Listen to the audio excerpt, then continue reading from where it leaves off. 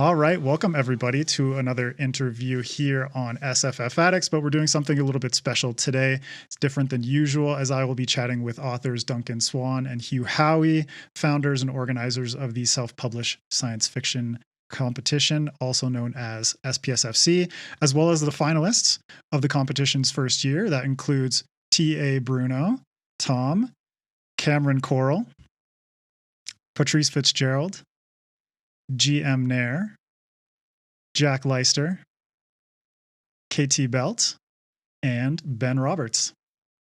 So welcome everybody to the show. I really appreciate you being here. How's everyone doing? Good. Yeah. Can't complain. Fantastic. Very awesome. Cool. Well, just to, start off, I want to congratulate you, Duncan and Hugh, on a successful first year of SPSFC. So a little round of applause for you guys, as well as everyone who made it to the final round. Yeah, congrats, everybody. Here. You were our guinea pig. Also, a shout out to Sophie Dolan, author of Iron Truth and the first place winner of SPSFC 1, who unfortunately won't be with us here today, but just a shout out to her and a congratulations as well. So she's on her world tour being congratulated for winning. Hell yeah. So let's dive into SPSFC. Duncan, Hugh, we spoke about it last year in episode 2 of FINALISTS. You guys were actually my first author panel. So Thank you again for doing that. And as a refresher for new listeners, anyone who's checking in for the first time, could you give a quick introduction to the competition and why you started it?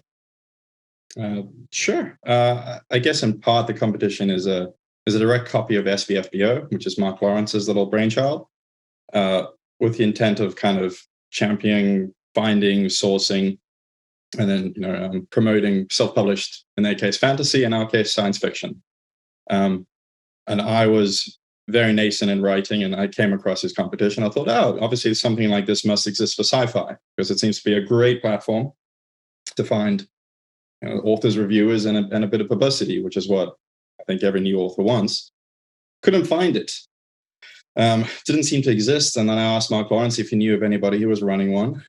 He said no. And then I basically asked a few authors who had been in the SVFBO if they knew of anybody who was running one, and they said no. And I asked a few authors who did fantasy and sci-fi if they'd be interested in one. And then we just kind of needed a pretty famous face and deep pockets and a great personality to champion it. And I managed to stalk Hugh and convince him to get on board. And from then, it's been basically like a big trial and error in terms of how do we run a competition, which we've never done before. Mm-hmm. So it's kind of like why doesn't this exist? Why do we try it and see what happens from there? Mm-hmm. And Hugh, how did you feel getting involved in that? Well, it's just the irony of Duncan trying to find a competition for one of his books and then creating one, so he was immediately disqualified from entering his book. So I'm not sure what he's accomplished here at all. So whenever I talk about the competition, I'm always like, everyone should go buy Duncan's books just to, like the contest itself should celebrate his works, because he puts so much of his time and energy into this. It would not have happened without him. I've never seen someone who's so good at organizing and creating flowcharts and managing spreadsheets. He's an absolute genius at it.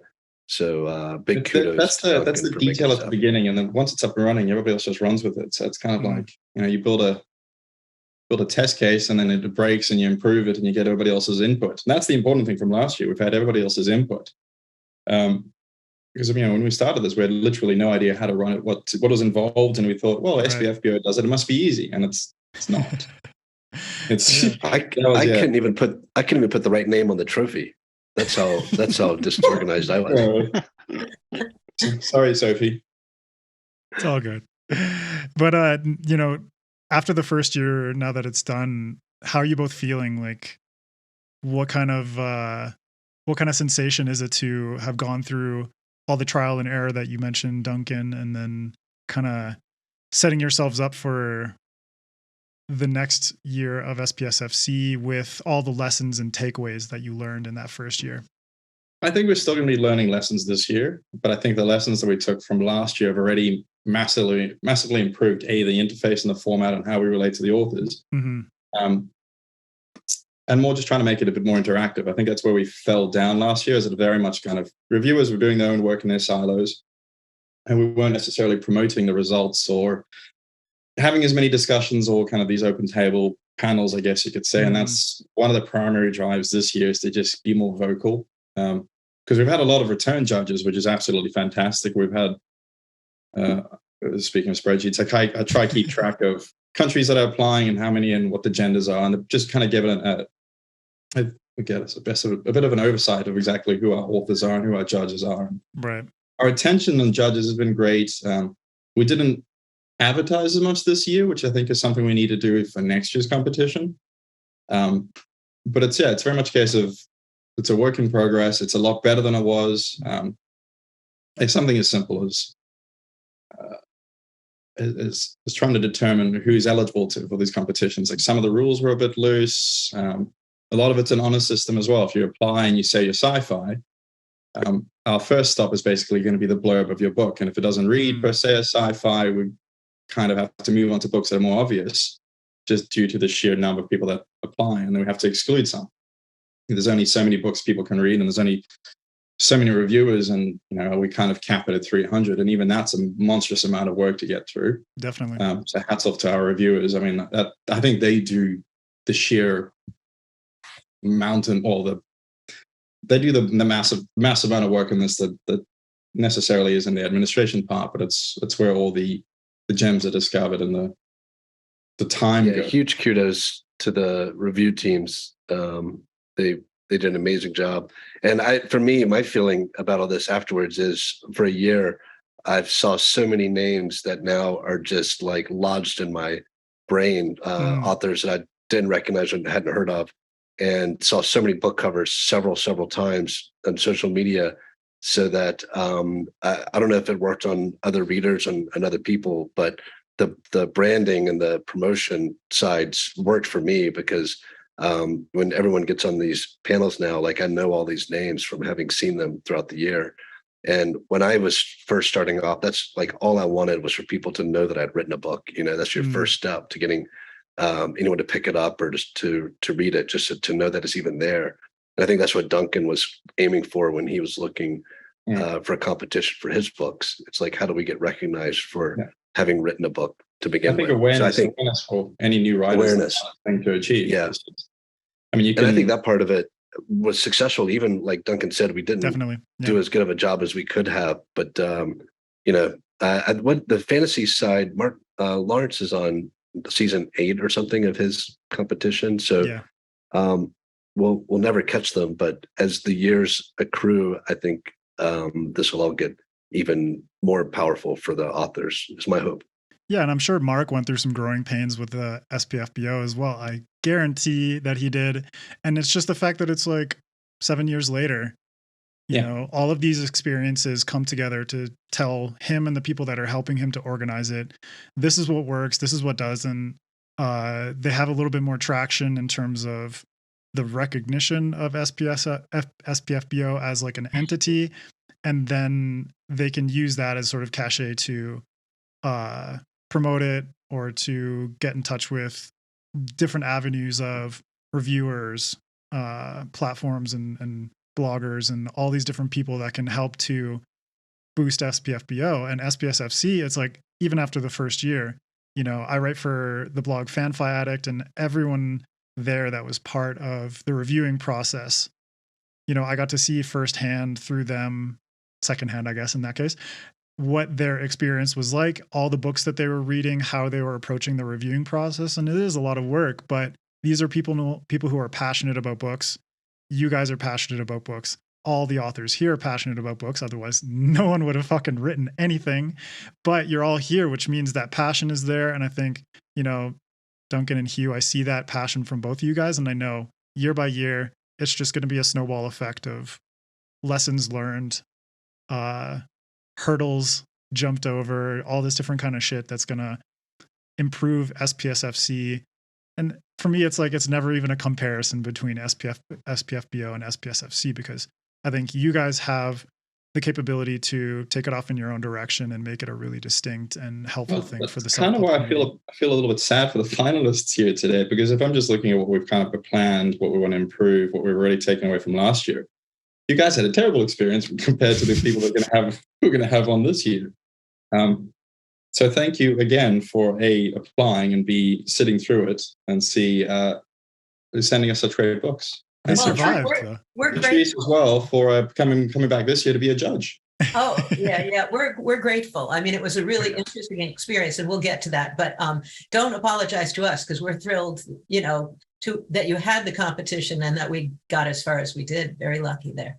Yeah, absolutely. Sure. And speaking of all of you, I'd like to ask you, if you could give a quick pitch synopsis of your books, the ones that you submitted to SPSFC, and after that, we'll get into sort of why you entered into the competition in the first place, how you've been feeling about the process. But Jack, we'll start with you if you want to give a pitch. Oh, okay. I was really hoping you'd start with someone else. That's all right. Well, you and Patrice can do a joint pitch as well. Well, yeah, I was going to say, Patrice might be the better one giving the pitch. She's sort of the advertising one. But yeah, essentially, it's a pulp sci-fi adventure, Captain Wu, the Starship Nameless one. It's the first in a trilogy, and it's a group of smugglers get a package that they shouldn't have and are in a lot of trouble because they've got it. Basically, at its most basic, it's set in a world of interstellar travel around the Perseus Arm, and it's a lot of running from the law and staying out of trouble type of shenanigans. Oh, awesome! Does I love some good Does that work, shenanigans. Patrice? Have I stayed within the company line there? Patrice, you wanna build a little bit on what Jack's saying? You guys have the added benefit of being a writing duo, so I know. Well, this is exciting for me because I have never met Jack. We've talked on the phone. Really? I have seen a still picture of him, and I think once we tried to Zoom, but wow. So No way. Is he real? No one knows. He's there. It's a deep fake, just not a real person. Jack is AI. he's an absolute genius, and he came to me because I have to put in another plug here real quick, a science fiction space opera anthology series, Beyond the Stars, and there are 8 of them out now, and soon to be 9, I hope. But anyway, he submitted a short story, and it was so great. And you get a slush pile of people who apply, and some are great and some are not. And his was just like, wow, this is wonderful, but I didn't love the ending. So I wrote back to him and I said, I don't usually do this, but would you consider making the ending a little more positive? So he wrote right back to me with a fantastic ending. I said, that's great. It was different from what I suggested. And then I was about to write back to him, and he wrote, and he had a third ending, and it was even better. And I'm like, stop. All your ideas are good. You're a writing machine. And then I said, would you write as a ghostwriter for me? And he was very humble. He said, I'd be thrilled, but could you mention my name somewhere? And I'm like, no, we have to co-write. I should, certainly give him at least equal credit. So anyway, but back to Captain Wu. I'm holding it up because this is our book. I'm an actress and a singer and a performer, so don't let me talk too long. So this is Captain Wu. He described it beautifully. It's a trilogy. Here's the second one. These are the hard covers that I want to send to you, Jack signed, but it's like $200 a book to send them to Australia. So I don't know if I'm ever going to do that. I have to go, and then I can see you. What was the question? No, you answered it beautifully. And of course, you're an actress and a performer. You have a very performative presence. What's my line? Cool. Well, thank you so much. And Tom, I will toss it to you to pitch your book. Ooh, my turn. Well, I am Tom Bruno, or T.A. Bruno, and I wrote In the Orbit of Sirens. I got a copy of it right here that's totally blown out on camera. Cool. Well, whatever. You've probably seen it. And in this book, it's about basically the last fragments of humanity are kind of forced out of the solar system, and they kind of have to do a last-ditch survival attempt by going to a planet they've never actually been to before. They've barely scouted it and everything. And turns out when a few of the people that get there ahead of the main group of people, there's like bacteria in the air that causes human lungs to just kind of totally die out almost immediately. And so they have problem after problem after problem. And in an attempt to solve this problem, they accidentally awaken these things called Sirens, which are not really keen on having invaders in their planet. So, and therefore, then there's the book. Love it. Very space opera vibes, and then plot happens, and then it ends at some point. And then I did continue it with 2 other books that weren't in the this one, but there's 2 more, and they're pretty. And there you go. Your cover artwork is beautiful, but there's also illustrations on the inside of your books, like chapter headings and stuff that are just beautiful. So I have the benefit of knowing some exceptional artists. Daniel Schmeling did the covers, and I found him on something called readsy.com. If anybody's like looking for cover designers or anything, they're a great source for freelancers. And then the interior artwork is done by a friend that I conned into doing this for me, named Jason Michael Hall. He's a great guy. He's like one of my favorite coworkers that I had in the past. And like, as soon as I met him, I'm like, whoa, he showed me some of his graphic comic book stuff he's done. And I'm like, I need to get him to work on something with me. And then, I pitched him this idea that I'm like, it'd be cool to get like part art and chapter headers or something. He's like, yeah, that'd be awesome. I've always wanted to do that. And I'm like, oh, good. Great guy, and fantastic artist. And now he realizes that you conned him. Poor guy. And I conned him hardcore. Wait, Tom, who does those 3D renders that I see you posting on Twitter? Is that would be your me. artwork? That's really great. That's me. They're really good. Oh, thank you. Yeah, I dabble in like almost. I work in the film industry actually, and I work for DreamWorks, and so I have like a generalist skill set when it comes to computer animation, modeling, all this other stuff. And a lot of the time, like somebody's like, "Oh, you can do this great, modeling, sculpting on just the iPad," and I'm like, "Really?" And I pick it up. I'm like, "Yes, this is what I like." And so now I'm like. Just every creature in the book that's on the planet they go to, I'm just kind of modeling them as I have free time, and I'm enjoying it. And it seems like people are noticing, which is really awesome. It's a good way to help you visualize the creatures and stuff that you're writing. Some of them I had done before I started outlining the book. Because this has been a passion project for a long, long time.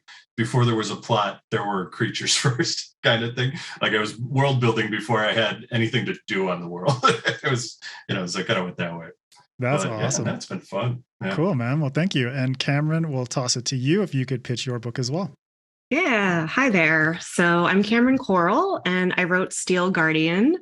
It's about a cleaner bot named Block. And he's unlucky when the AI uprising happens. Surviving humans are at war with machines, and poor Block, all he wants to do is clean and work in a hotel, because that's what he was programmed to do. And so he's on the run, and he discovers a human infant, and his programming makes him want to protect her and keep her safe. So he journeys across the country with her to a safe haven.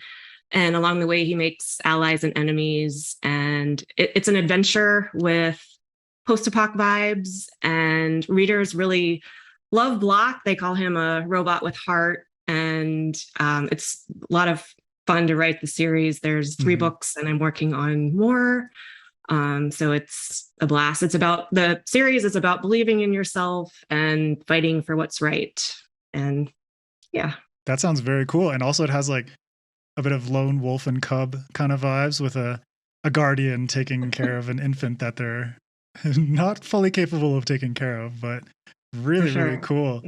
Yeah. I love the idea of like, writers bringing robots into this more empathetic realm.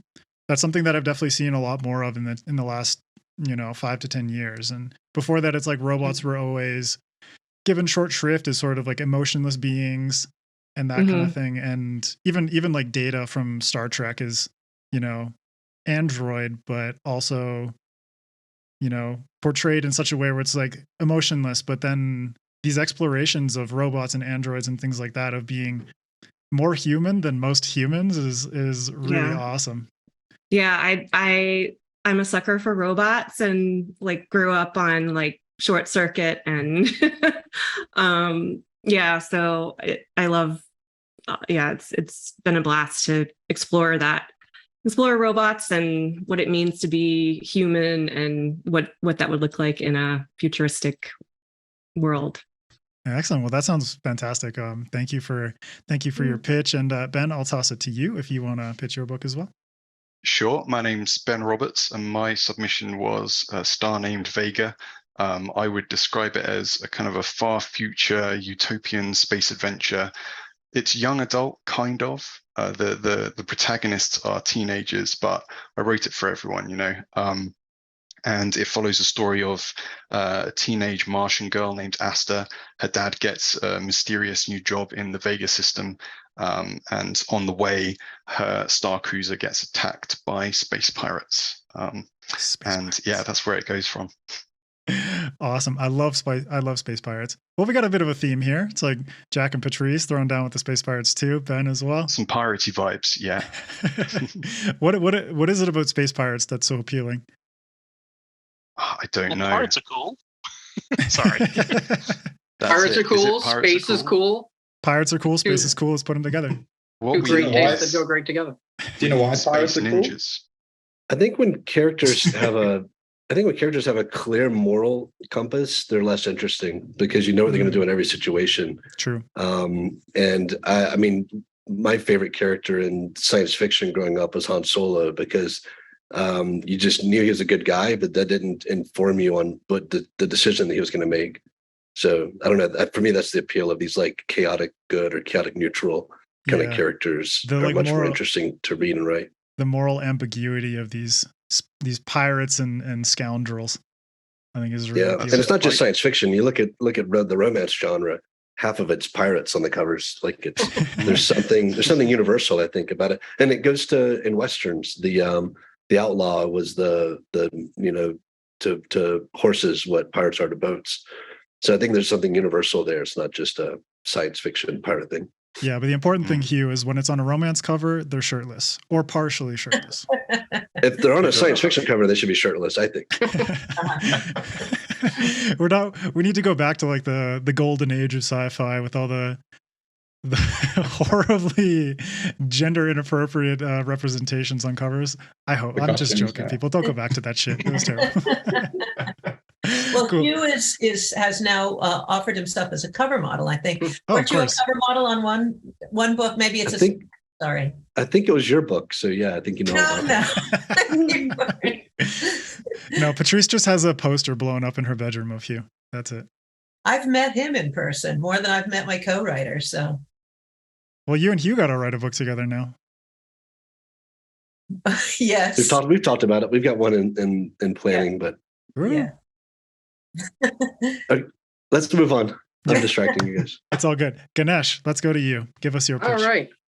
Hi, I'm Ganesh Nair. I write as GM Nair. And my book was Duncan and Dyer, Dicks for Hire, which was the sci-fi mystery comedy, which is a real nice niche genre that I pigeonholed myself into. But I kind of describe it a little bit like 21 Jump Street meets Everything Everywhere All at Once. So it's about two feuding friends who have kind of strained the limits of their friendship, but then they find out they've been, advertised across the city as detectives, and then eventually they go, into the multiverse and all that great stuff. You know how that sort of story, that old chestnut goes, and have to figure out who's telling people that they're detectives. Otherwise, the fate of everything that exists, might cease to exist. Awesome. And I remember seeing the cover on FanFiAddict when people were reviewing it, and then I just remember seeing Dicks for Hire, and my mind just went to ridiculous places. Oh, well, yes. So it's done its job. Fantastic. Yes. That like tagline, like Dicks for Hire, that subheader was like, okay, I'm very intrigued. I hope this is not pornographic in any sense, but let's see what this is about. I think it both, inspires some curiosity, but also sets the tone and your expectations for exactly what you're getting. Yeah. It's a book that very much knows what it is. Do you do stand-up comedy at all? Because like some of your tweets are the most hilarious self-deprecating humor I've come across in such a long time. I wait for you to reply. Oh, thank you. No, I appreciate that. I don't do stand-up. I can't be the center of attention on stage. But I used to write a lot of sketch comedy and that was performed all across like New York City. So a lot of my friends are stand-up comedians who kind of left the biz, but we hang out from time to time and we write stuff together. So I do have a background in comedy.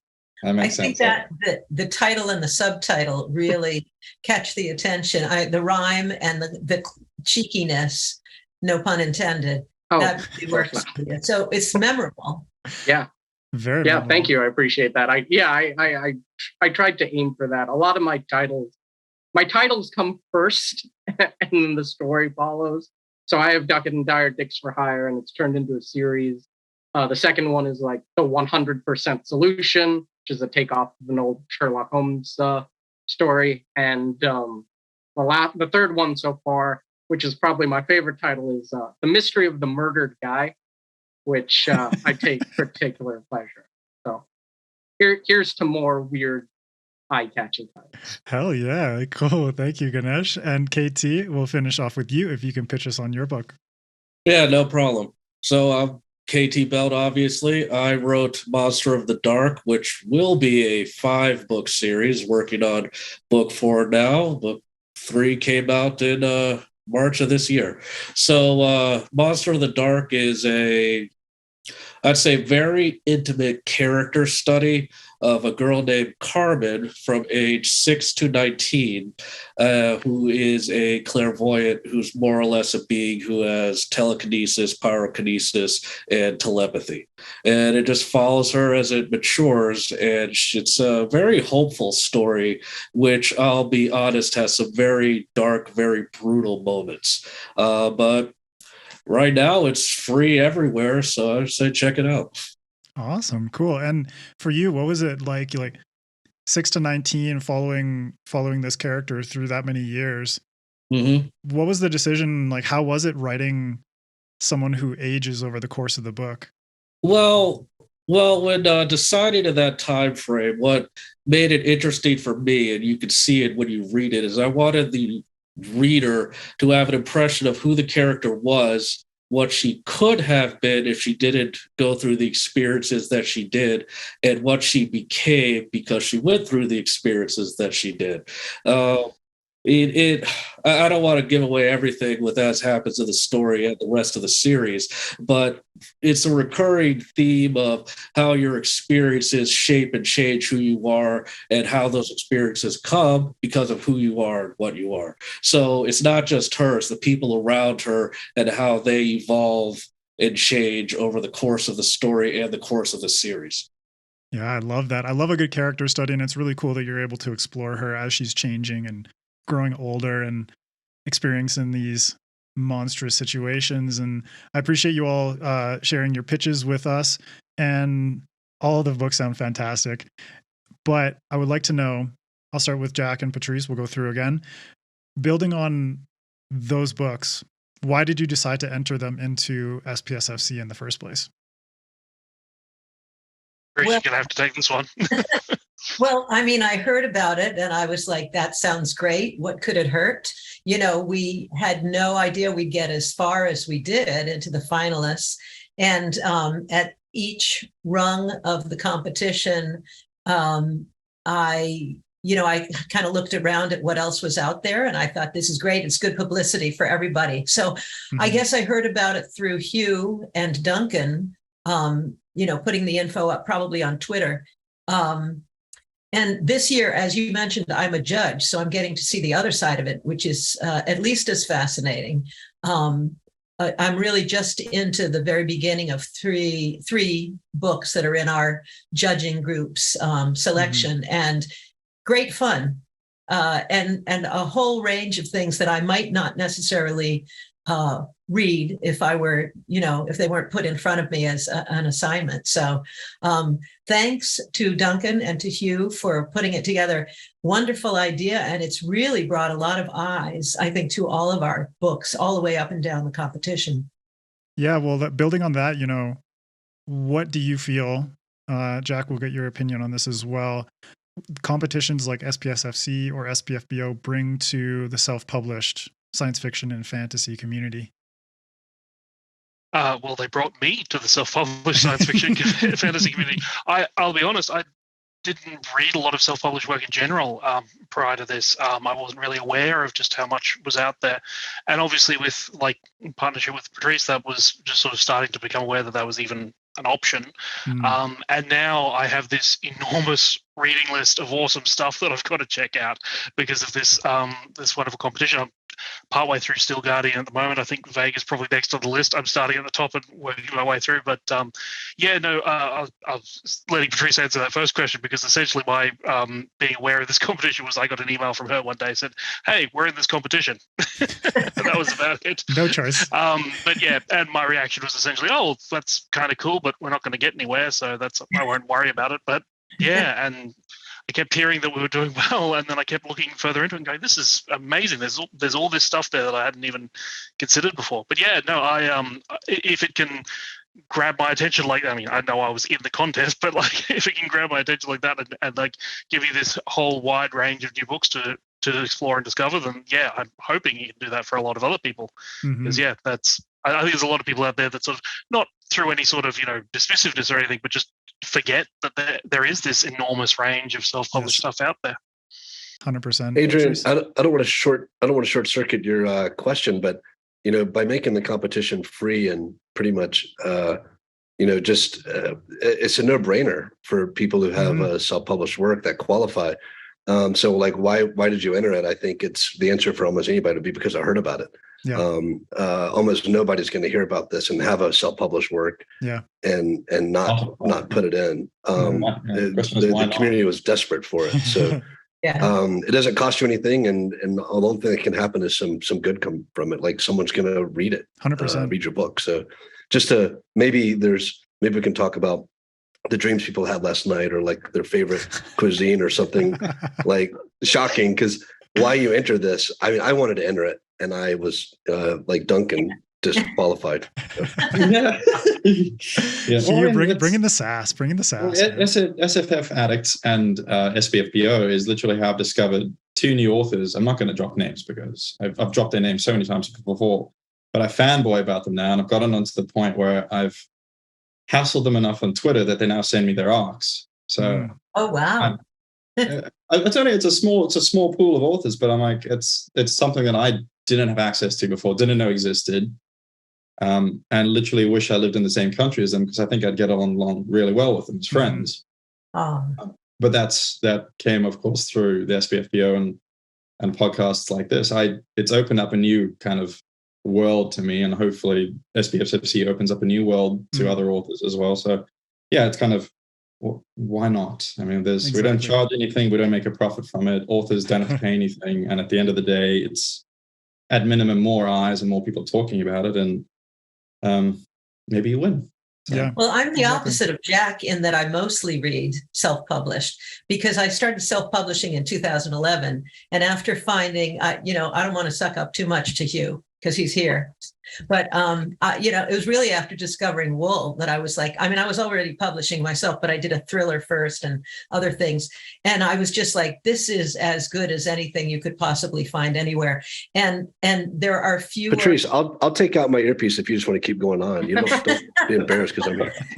But, you don't have the restrictions because you don't have anybody saying, they can say it won't sell, but you'll find out if it sells. And nobody is saying that main character is not going to be interesting to enough people, or it's too long, or it's too short, or it's too graphic, or it's not graphic enough, or whatever. So I don't want to talk too much because I already have, but it brought that kind of self-publishing brilliance to so many more people, I think, and will continue to do so.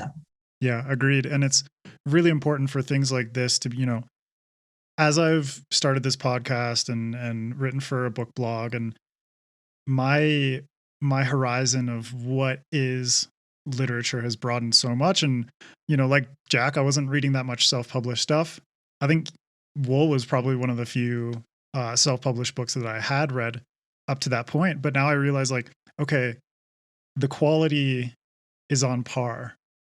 The cover artwork and the design is on par, if not better sometimes. Like I look at Tom's book, for instance, and I look at the chapter headings and the beautiful, it's like, if you have the initiative, if you have the opportunity to, you know, obviously pay for cover artwork or work with the designer or that kind of stuff. Or con somebody in your case, you lucky man. I paid him. I just didn't pay him. but there is an entrepreneurial attitude within the self-published community that if people have the desire within them and the creative capacity in conjunction with the business capacity, there is an unbelievable amount of potential in the self-published community that I don't think people really give it the its due. And I think SPSFC is one of those things that brings it to a little bit more attention, opens people's eyes a little bit more. And Tom, I'll toss it to you. Hugh just blew past that question about why you entered SPSFC, because everyone entered because you all wrote amazing books and this was a good opportunity and it's free, as Hugh said. But Tom, if you can give your sense of what these competitions bring to the self-pub community. Well, yeah, a lot like we all said, but it also has this really, really cool trophy that I was wanting. It was just cool. I loved it, even just the aside from just being in a contest, and you know, there's the self promotion, people are starting to look at your book that may have not seen it before. It was cool, like being in a pool with everybody here and everybody else that was in it too.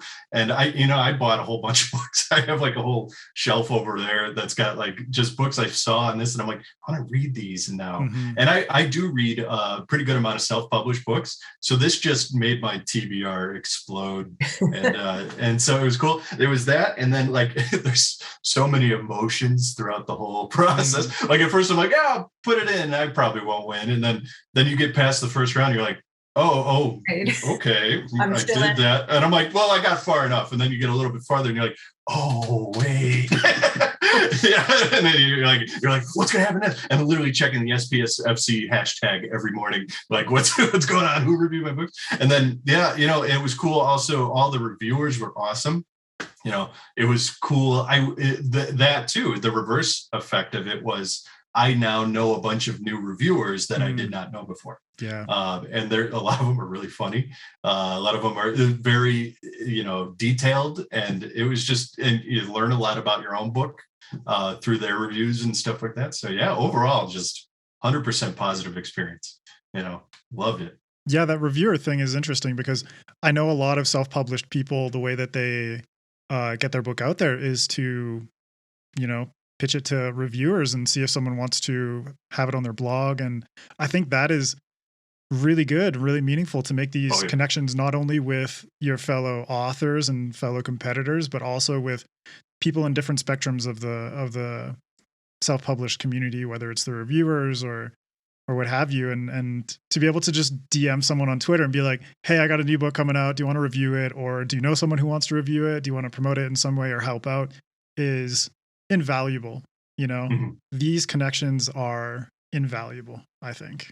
Exactly. 100%. I'll take that one step further. Because I broke into the writing business by starting as a reviewer myself. And that allowed me to form a relationship with other reviewers, but also a lot of writers that I was interviewing and reading their books.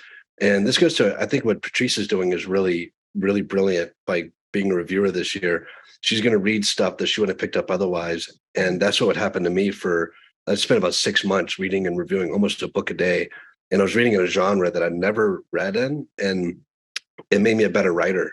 I don't think I would have had the career I have had I not established those relationships. When I needed blurbs, I was reaching out to people who I'd done like huge reviews and interviews about their books and helped promote their work.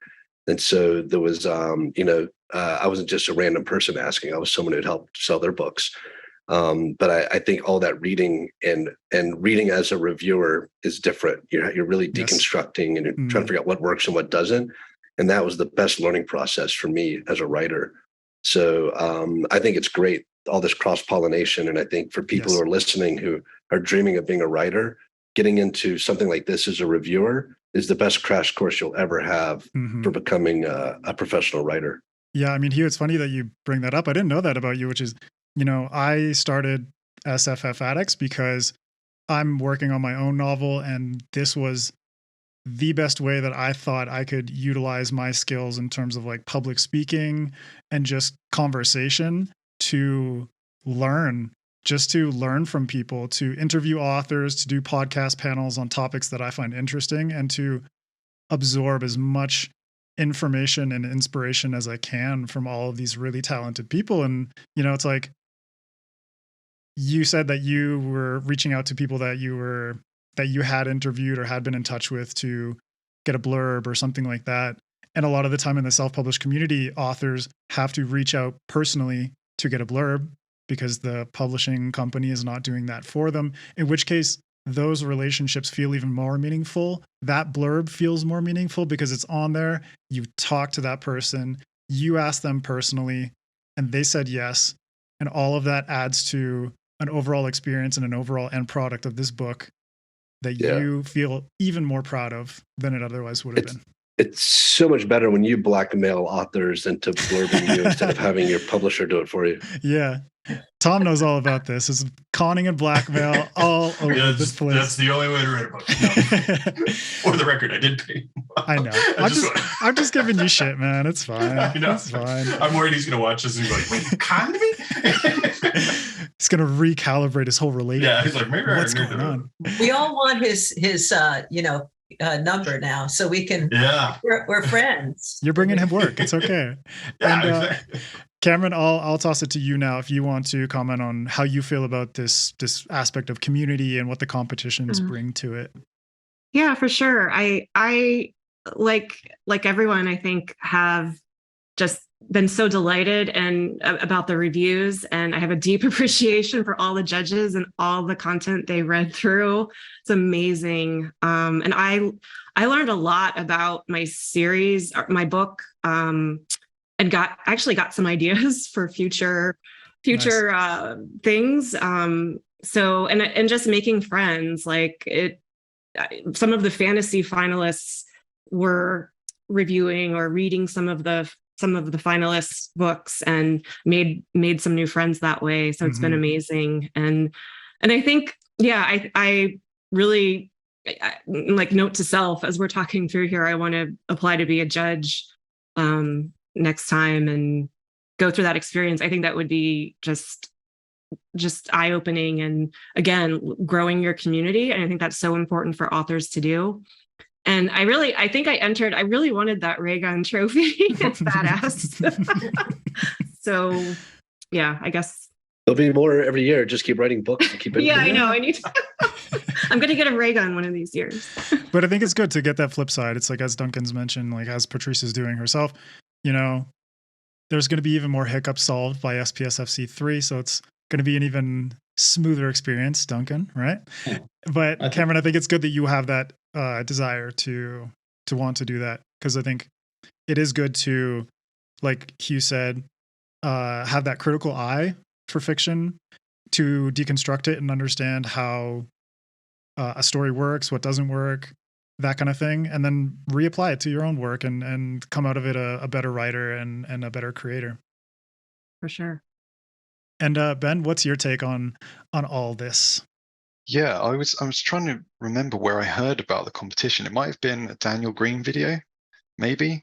Does anyone else know where they heard about it from? I don't know, but I hadn't finished the book yet. I was still in the final draft when I heard about it. So, and I hadn't even really decided that I was going to self-publish yet. But it kind of became a deadline. It's like, if I'm going to self-publish, then I need to do it before this date. And as the date approached, I was like, okay, yeah, I'm definitely going to go the self-publishing route. And I think I had a week left when I kind of clicked the button for Amazon, and then it's like, oh, you need 48 hours or 5 days or whatever it is before it goes live. And I was like, oh, no, I'm going to miss it. But no, I got it in at the end.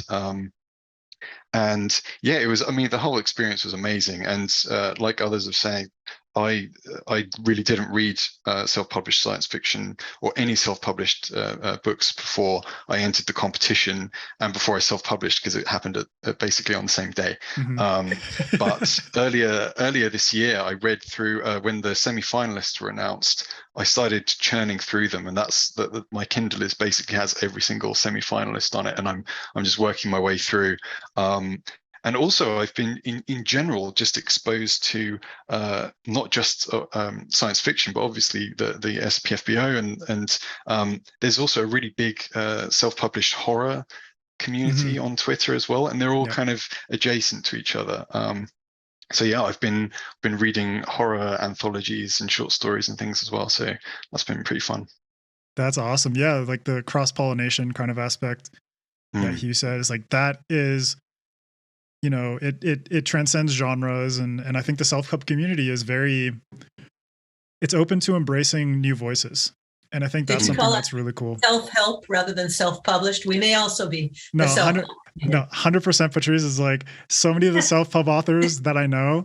It's like I talk to them and they talk between each other. A lot of them edit each other's work, and a lot of them go through fucking therapy sessions with each other. Just like this book is like so, you know, involving. Any book is an involving process, and I think, you know, a lot of authors who have agents or editors at publishing houses, they have sort of like that professional support group.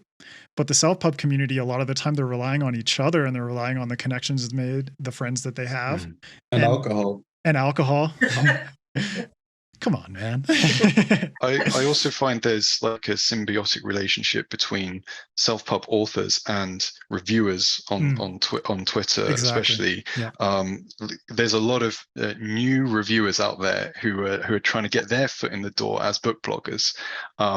And I don't know if it's predatory, but when I first published, I sought those guys out. You know, I was like trying to find people who maybe have got a smaller following, or who I think, you know, some of these reviews are pretty good. You target those guys and say, hey, do you want a free copy? Do you want a review? We can do a kind of a thing. Well, Ben, when you use a word like target, I mean, you could call it like professional predation, but come on, man. I did the same thing with my first book. I was finding these book bloggers, and blogs were a bigger deal back then, because now we have just a handful of silos with big social media companies. Back then, like everyone had a blog spot and all that, and you would find these people, and I would win like 5 cute kitties from some blogger, and I was like, it was a huge, you know, I was like, this is awesome. But these people were excited to get a free book and to be talking to you know, an author, which I never felt like because I was doing this. But it's definitely, there's a symbiosis there of finding people who are on a different ladder, but the same kind of rung that you're on, because you're just cheering for each other the whole way up. Yeah. Okay, I have to point out, he mentioned both silo, ladder, and rung. So is this a little, you know, product placement in here, Hugh? Shameless plug, Hugh. Patrice. Smart. It comes naturally. And Ganesh, what about you? What's your take on sort of the SPSFC sort of community and just the self-published space in general? Right. So I published Duncan and Dyer back in 2019, and I was, you know, posting on Twitter and talking to self-published authors for like the entire time since then. I became very aware of like SPFBO and the fantasy community, and how kind of close and supportive all, you know, both fantasy writers and all self-published writers were sort of kind of supporting each other. And like Duncan, I realized, hey, why isn't there something for science fiction? But unlike Duncan, I'm a selfish asshole. And I was like, somebody better come along and put this together so I can enter it. I'm not going to suave South African just come around and create this competition. So then, last year my prayers were answered. Thank you very much. So I was really excited to jump into this. And at the same time, I was a reviewer for SPFBO 7. So I got to go through both sides of the gauntlet at the same time. So you get, you know, sympathy for the reviewers on our part, because I know exactly how much they have to churn through and what kind of work they're putting in. So I got to know not only, you know, all these great guys here on the author side, but also got to talk to the reviewers and bribe them as well. So that was great. That whole experience was it was really nice, and it's great to have such a supportive community, because we really do need that, because we don't have any sort of big marketing machine or anything like that behind Exactly. us. Yeah. I mean, For some reason, that support thing is very, very important, but Duncan, go for it. For some reason, and this has come up so frequently so we have a Discord for the SPSFC, my goodness, sorry, SPSFC authors and judges, and it's pretty active. But one of the comments that kept coming up is, why is science fiction smaller than, and then we throw out fantasy. And somebody brought this up earlier, where horror is a big community on Twitter as well. And that's where, even though I wrote a sci-fi book, it resonated more with the horror reviewers first. And that's where I got introduced to reviewers and Twitter, etc. And then via that, I went to fantasy with SPFBO. And then I started looking around and also seeing, why is there no science fiction? So I think half of our goal is literally just to get it a little bit more awareness. And I mean, you can see this on Reddit as well. Fantasy is a huge subgenre on Reddit, and sci-fi is kind of siloed in a corner. And we're not certain if it's because when people are sci-fi readers, they have very specific genres that they only stick to. They only read only read hard, or they only read dystopian or apocalyptic. So a competition like this also, while forcing people to read outside their genre, at the same time promotes all the genres. Yeah, I think that's really important. As a habitual Reddit user, I've noticed that like the fantasy community is very welcoming and very a lot more open to self-published works. But the sci-fi community, for one reason or other, is a lot more closed off. I can't tell you why, but that's just the impression I've gotten. So I don't know if that expands beyond Reddit to the wider world, the real world, but that's the impression I've gotten. Hugh, you've done some AMAs on Reddit, haven't you? Yeah, all in our fantasy, not our sci-fi. So that'll tell you something. Should have just changed to our SFF just to fucking eschew any ridiculousness of people, pushing aside self-published fiction. I don't know. That's a weird thing. We should do it the LGBTQ and so on plus community is done, and just like put all these genres together. Yeah. Like throw horror in there and throw a bunch of others, and like the readers don't stick to one genre as much as publishers think. That's been a lesson that I had with my writing career, is like, if I was stuck with publishers, they would have had me write the same books over and over again, and I never would have found my audience. Yeah. So yeah, I think all this cross-pollination that's happening with social media is really a great thing for all these genres. Yeah. And Hugh, I'll toss it back to you and Duncan, just to circle back and get a sense of like how each of you feel seeing these amazing authors, making it to the finals. And then on top of that, how does the quality of stories that made their way through SPSFC make you feel about the overall state of self-pub fiction today? Pretty confident, I think. Well, it's just lovely to see such high quality, good, well thought out work that's resonating with a lot of people, getting its time in the sun, but there's also that there's just so much of it out there. And with a competition like this as well, it's because reading is so subjective. What rises to the top is very much dependent on who the reviewers are and books they get. So there's a lot of great work that we didn't get to see, and that's also a pity, because it landed with the wrong group or the wrong review, etc., or just wasn't their year. So I'm confident and overjoyed that there's so much quality coming through. It gives me kind of hope for my own work, and hopefully gives everybody else hope for their work here, that it's not a futile effort, and that people recognize, like you said as well, initiative and a bit of what's the word? Oh my goodness, I've gone blank.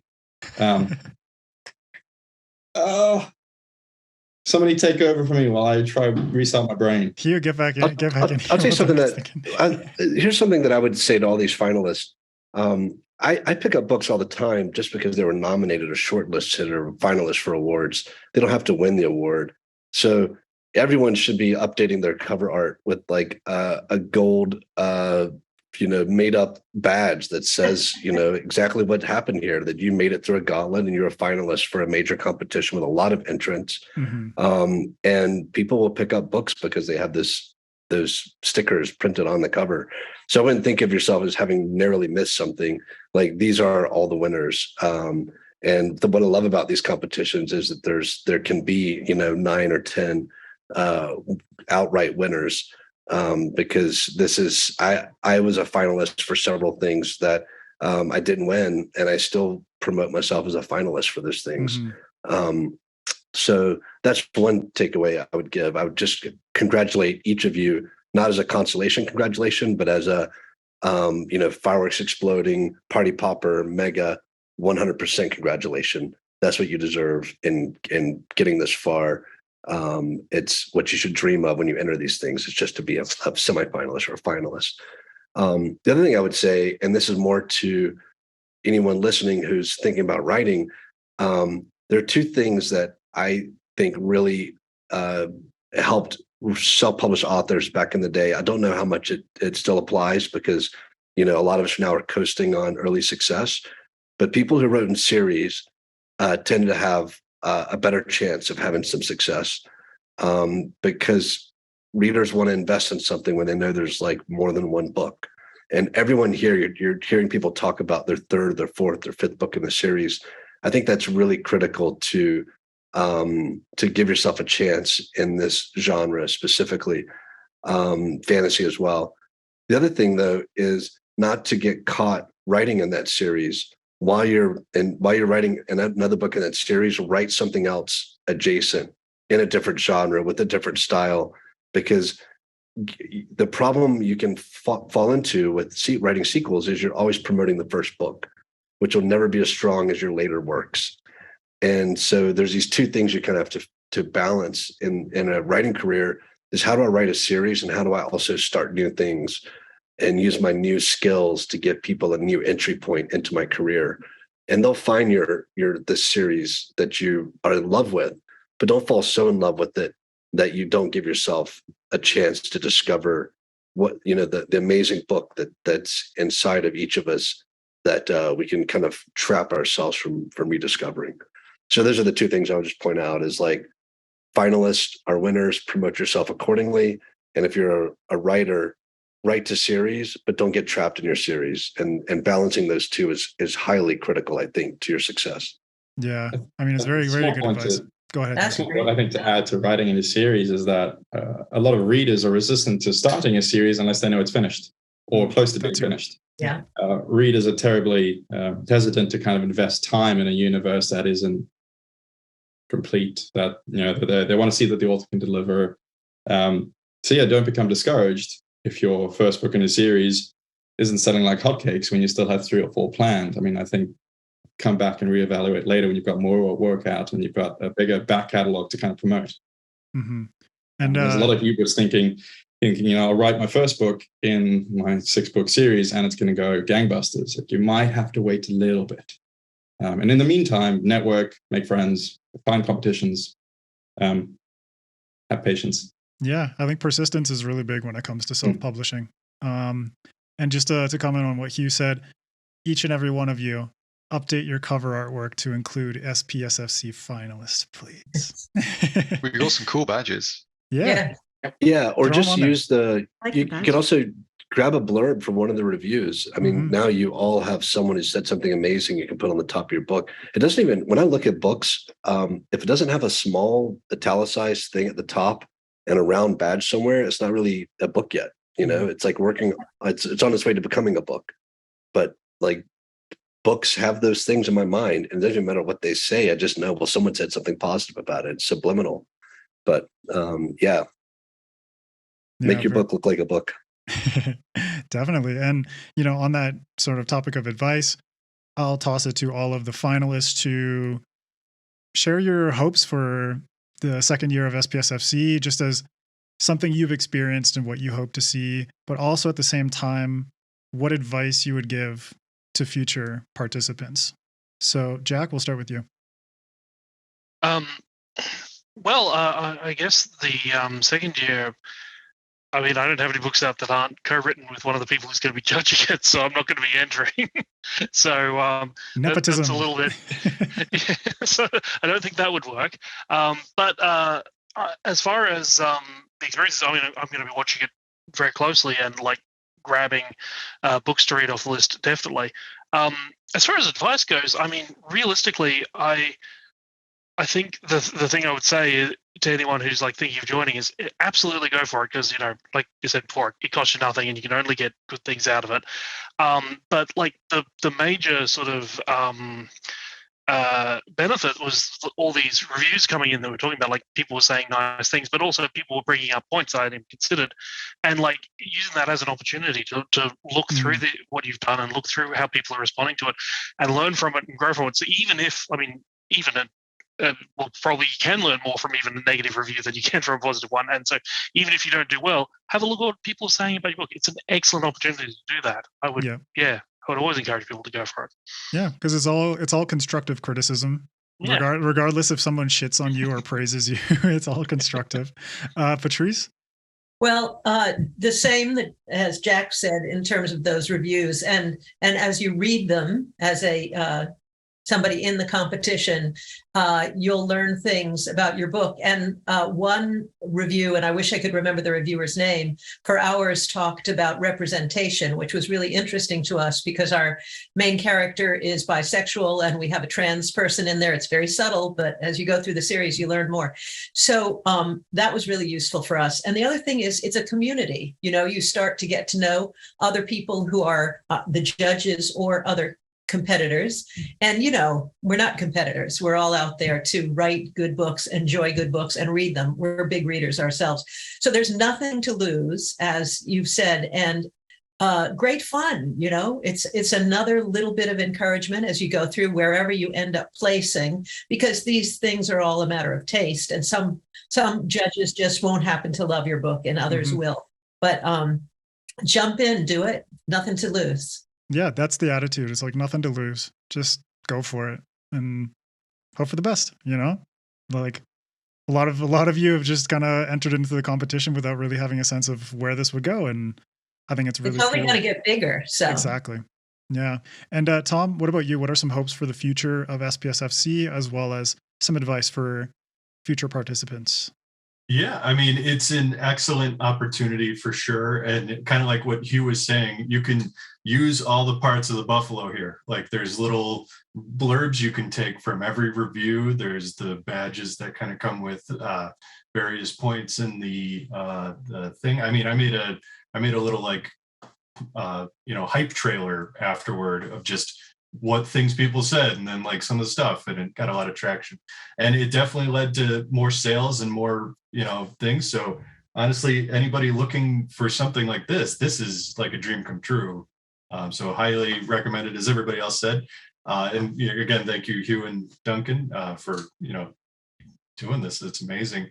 And for future contests, I'm going to keep a close eye on them, because I'm really curious to see like just the evolution of this, and see some more excellent books. And I'm curious to see how, like, we were kind of the guinea pigs, but how I'm curious to see if self-published authors see what we've done, and like if it helps their work improve or do whatever, in some way. That'd be awesome. Like, just as a as far as that goes. But I also want to see what the next ray gun looks like, because still really jealous. Yeah.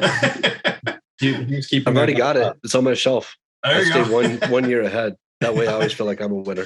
You get to hold on to it until there's a better one. Yeah, just don't mess up the plaque. That's it. No, you can just put your own name on it, Hugh. Come on. It's already on there. I just swap it out when he lives with it for a year and just savors it, and then he has to give it away. And yes, very cool. Yeah. And Cameron, what about you? What's your take? Yeah, I was actually going to say that. So I applied on a whim and just thought, oh, I'll never hear about this again. And I had this fear that, this was just going to like validate that my book wasn't that good. So I think people out there, authors who are, especially new authors, should just give it a go and get, even though it's scary, to get over the fear, get over the mindset that my book isn't good enough, or I don't deserve to be part of this, because for sure it things happen, and I just feel fortunate to have been part of this and that I applied, and just putting yourself in gives you that chance to go, get further down the road. Mm-hmm. And what are your hopes for the future of the competition? Well, like everyone said, I want to be following it and reading all the semifinalists and just continuing to engage with the community and watching it grow. I think it's going to just grow and continue and be, and I hope, I want to keep doing it in the future when I have more first book in series, and just continue to support it, because I think it's really important for sci-fi writers. Yes. Awesome. Thank you, Cameron. And Ben, what about you? Yeah, I don't know if I have any advice. There's this really strange dynamic for competition where you've written the book, but you don't do anything. Like for the whole year, you just sit and you just kind of wait. And it's like, oh, I made it to the next round, and or I got knocked out or whatever. It's the judges who are doing all of the work. So from that perspective, there isn't much to do other than check the SPSFC hashtag on Twitter every day. If I can give you any advice, it's try not to check it too often. I found myself trying. Use the website this year for any future contestants. And the website, yes. Yeah, is it say spsfc.org? Yeah, it's the spsfc.org, and it's had a nice, lovely little revamp thanks to SFF's Books Club. He's rescued it from the most amazing malware attack we had last year. So if you want a free Viagra, we're selling it. And then we've had one of the judges, Book Invasion, who's done an amazing amount of work on it as well. So it's now what it should have been last year and what we wanted it to be, which is a good source for current reviews, updates, news, status of books, whether they're in or out, by judge. So it's going to be the golden source for the competition, and then kind of Twitter and YouTube, all that will feed out from it, hopefully. Yeah. And cool. Ben, what are some hopes for the future of the competition from your perspective? Yeah, I mean, I'm quite excited about the resubmissions. And that was another thing I was going to say about advice is don't get too disheartened if you get knocked out in an early round, because there's a lot of luck involved in the early rounds, especially. It was really cool to hear that there's this new rule in SPSFC2 where if you got knocked out, then you can resubmit your book. And so I've seen a couple of those come up on Twitter, people who have resubmitted, and it's going to be really great, because there's so many amazing books that even got knocked out in the first round. So I'm excited to see those get further this time. Yeah, me too. I have a couple self-pub author friends who did just that, and I think I think I know who they are. Yeah. some of my favorite authors got knocked out really early, and it's just it's highly subjective on which judge gets your book. Exactly. Which, I mean, I try just distribute them equally or weighted according to subgenre. So each team doesn't necessarily have a pick, but they all have similar weightings of books. But then, personal preference, some judges like romances and they might get all military sci-fi. I tried divvy it, but it's just random chance and luck. So our second chance at love kind of hopefully mitigates that and just gives great books that didn't get a fair shot, in one way of looking at it, another shot. The book I submitted with a different name on it got knocked out first round. So. Oh, poor Hugh. I want one of these trophies, man. I want to keep one. Just go make it yourself. You can just buy it, but you want to feel like you've earned it. That's the important. Yeah. It's earning it that's important. Yeah. And, I don't know. TV shows might count for something. Get an Emmy. Yeah, exactly. I'm going to disown them if they're terrible, though. So you said it had nothing to do with my book. Exactly. Never again, Apple Plus. And Ganesh, we'll finish off with you. Yeah. So, I mean, on the advice side, I think literally it's no matter how you feel about your book, whether you're confident, of course, that's great. If you're trepidatious, enter it. Absolutely enter it. Very few times in life will you get an opportunity where you cannot lose, even if you technically lose. Because you'll get to meet a lot of great people, read a lot of great books, or get introduced to a lot of great books to explode your TBR. And at the very least, you'll get a lot of eyes on your book. And as any indie author knows, eyes are worth their weight in gold, not just in the black market organ sales kind of way. I don't know what kind of shit you're dealing in, bud. And Ganesh, what are your hopes for the future of SPSFC? Well, I'll be keeping track of it constantly. I mean, I've gotten accustomed to checking the hashtag on Twitter at least 20 times a day. Duncan and Hugh, you've created hashtag addictions within these people. Yeah. The funniest, No, the funniest of most, sorry. No. I'm looking forward to seeing, all the new entrants, all the, second chance entrants, which is a great initiative. And I'm really looking forward to see it grow year after year because, retroactively, as big as it gets, that makes our semi-finalist status worth that much more. Finalist, sir, finalist. Oh, finalists. Yeah. And semi-finalists. Oh, yeah. But finalist and quarterfinalists. And quarterfinalists. And entrant. Entrant, yeah. Entrant. There you go. SPSFC entrant. That'll sell your book. Duncan, you were going to say something? No, this is just a bit of a self-deprecating observation, but it is growing to the extent now, and I don't have a lot of Twitter followers, but now I'm watching the number of Twitter followers that SPSFC has versus mine. I'm like, wait, how are you doing that? Don't worry about it, man. I do the same thing with SFF addicts. It's like they're creeping closer. My personal one's got a little bit of a boost, but it's like I just don't even give a shit. It's like I host this thing, I created it. Yeah. It's okay. Yeah. So just it's my alter ego. I get to paste some great memes, and some people don't know who it is. That helps. Yeah. Well, Duncan SPSFC Swan, if you can close us out, start us off with a self-published recommendation, since everything we're talking about today is self-pub. If you can offer up a recommendation, as in a book or an author that I like. You can say a book or an author. Oh, goodness me. I'm going to plug him because I've been DMing him, and he's one of the guys who sent me an arc recently, and he's in SBFBO and SPFC again. So he's re-entered this year. Is Mike Fletcher. Love Mike. Yeah, your best friend. I was joking the other day that I think he's Canadian. on your payroll because he lives on your podcast. Oh, yeah. No, I edit his podcast, and I know every dirty secret that he has. No, I think if somebody deserves to blow up and have overnight success, granted he's been working at it for a long time, but I think he deserves a follow and a read and a couple of purchases of his books, because he writes gold, and I've got an arc that I still need to get to, which is his latest one, where he's written about insect people. I don't know how he's done it, so I'm curious. Concerning all of his past stuff has been really dark fantasy with some sci-fi. Like he's a twisted human, but I like it. Yeah, I love Mike because he's a fellow Canadian, so I'm a bit biased in that sense. Oh, I'm sorry, but hey, fuck off, Mr. South African, like reject in America. But Mike has such a humble attitude about things, but his dark sense of humor, he owns it. He's like the kind of author that really owns the style and his approach to his books. And you mentioned earlier people are more attracted to series that are finished. He just finished up his Obsidian Path trilogy, so go check that out. You think that, and then he leaves it completely open-ended, and then he's dropped the hint the other day. He's writing more in the universe. I'm like, you, because he's a dick like that, but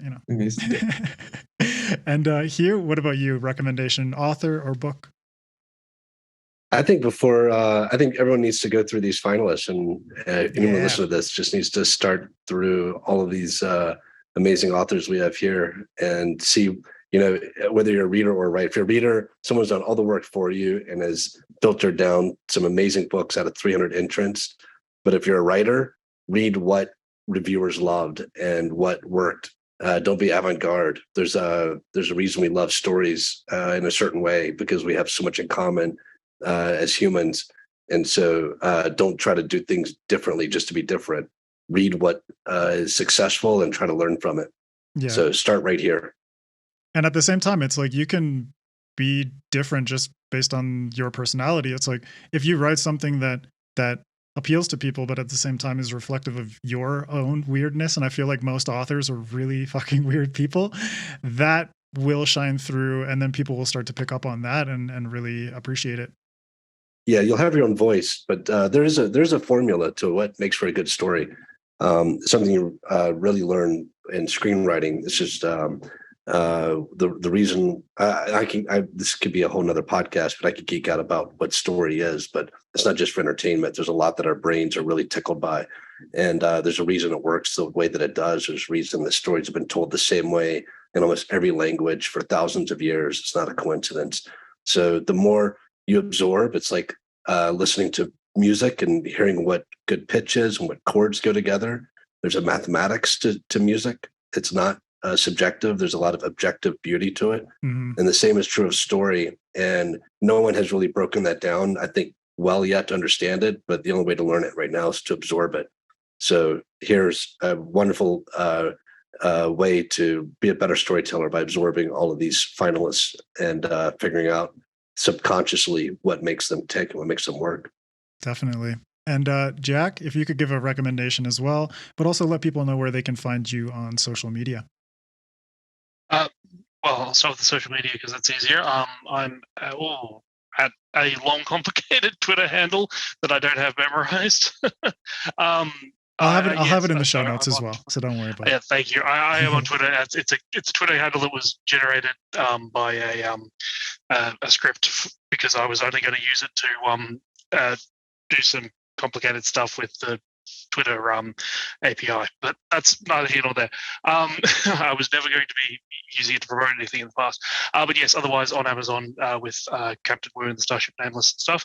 I was desperately flicking through my Kindle app there to try and figure out what I was going to recommend because I'm trying to work out what I've been reading recently that is self-published. That I do like. I mean, can I recommend Steel Guardian? Because I'm about halfway through that, and it is fantastic. And I would say, I 100% agree. The main character is a robot that I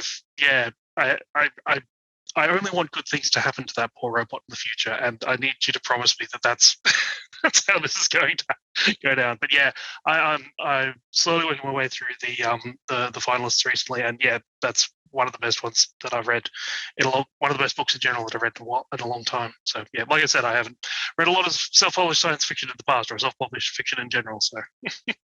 Cameron, don't break his heart. Don't break his heart.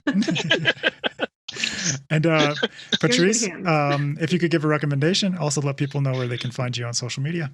Yeah, I was just going to say, Jack, it's not often you get to talk to the author and give them advice about what to do with their characters. That's a strong position to be in.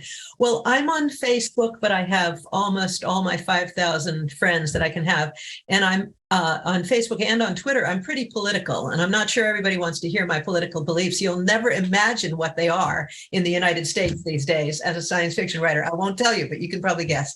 But I actually have my website, which is my name, patricefitzgerald.com, which we sort of pulled all apart and haven't put back together, but I'm going to start putting my reviews on there. So that's a place to find me, which I promise this will be an incentive to get it done.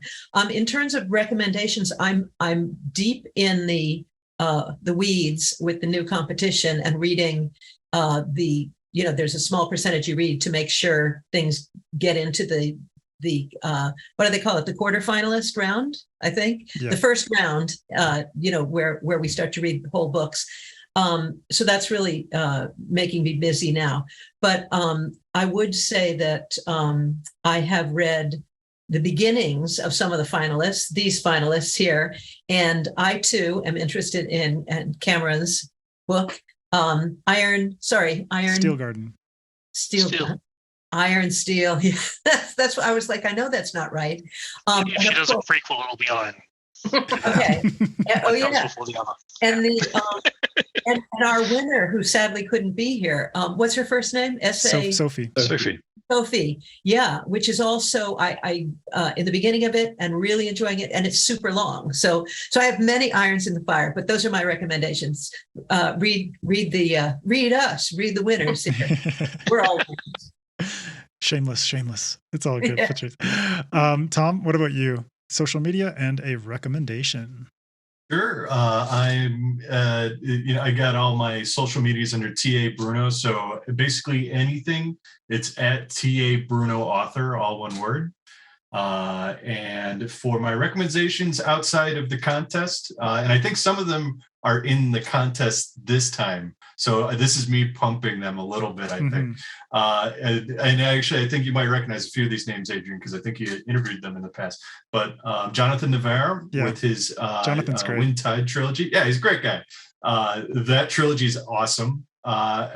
Peter Hartog with his bloodlines and Guardians Peter's my boy. I love talking to that guy. He's such and the audiobooks for those books are amazing. I really love them. And then BT Keaton with Transference. I know he's in this year's SPSFC too.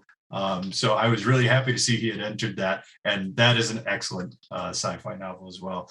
But yeah, those are my outside of the, because again, I'm also starting to pick up everybody's books because they just sound so dang cool.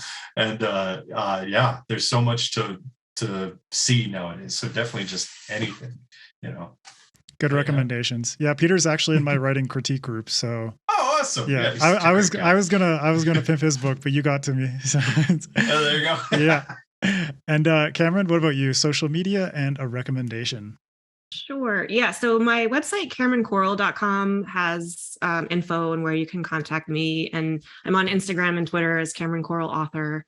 And I'm reading Iron Truth. So I'm hooked on that in the early chapters. And then I also picked up this was a finalist, Kirsten Espinosa Rosero. Yeah, she's great. Yeah, and she's been awesome. She loved Steel Guardian, and she's been awesome about mentioning it. And so I just picked up Burn Red Skies, which is a dark fantasy with dragons. So I'm gonna. I'm going through the whole list of all the authors here, but yeah, I'm excited, and I'm gonna be very busy this winter when it's like 20 degrees outside. So. Just catching up on your back catalog. Yes.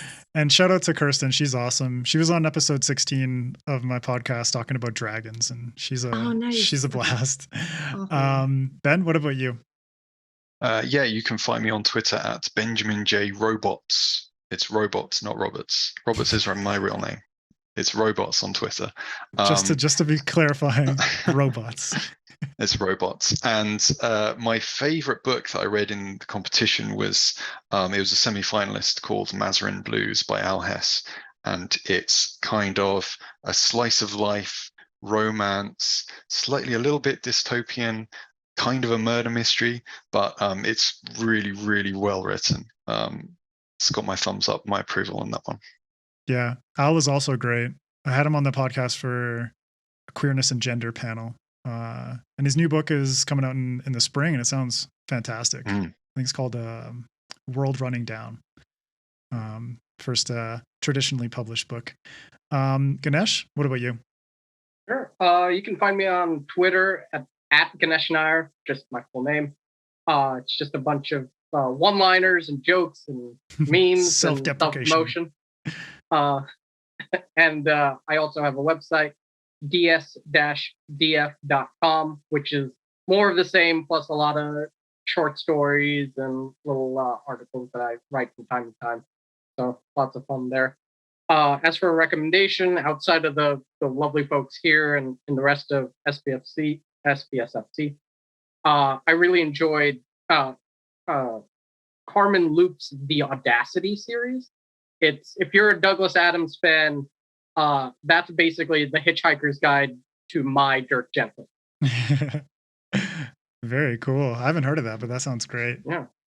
And I'll give a quick recommendation since Tom stole mine. Crystal Matar.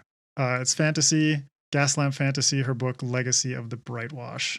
It's a chonky boy. It's fat and dense, but it's very beautiful. And yeah, she's a great person as well. One of those people that I met through Twitter and just doing this podcast and everything. And, very thankful to have become friends with. And Duncan, if you can let people know where they can find you on social media, but also SPSFC. Yes, SPSFC, let's start with SPSFC. It's just the spsfc.org.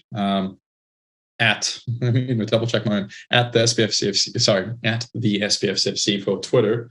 And then my own is just very interesting, Duncan_Swan. Awesome. Cool. Well, thank you all for joining me today. Hugh had to step out and KT disappeared a little bit earlier on, but to all of you, thank you so much for joining me today. I appreciate you taking the time, and it was great to talk about SPSFC as well as your work.